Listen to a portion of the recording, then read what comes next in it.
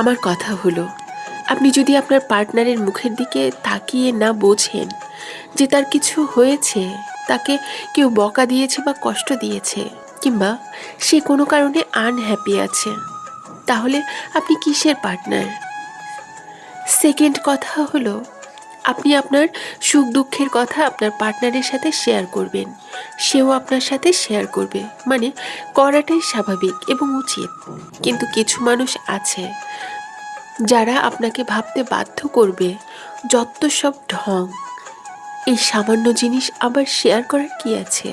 এই মুহূর্তে আপনাকে শক্ত হতে হবে, শক্তভাবে তাদের বলতে হবে অবশ্যই সে তার জীবনের সমস্তটুকু আমার সাথে শেয়ার করবে, সেটা আমরা দুজনে ভাগাভাগি করে নেব।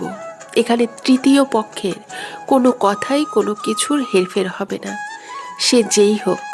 এমন শক্ত মানুষ যদি এখনও না হন, তাহলে আমি সাজেস্ট করব আপনি আরও সময় নিন, ক্যারেক্টার বিল্ড আপ করুন, তারপর বিয়ে করবেন, সংসার করবেন, সুখে শান্তিতে থাকবেন।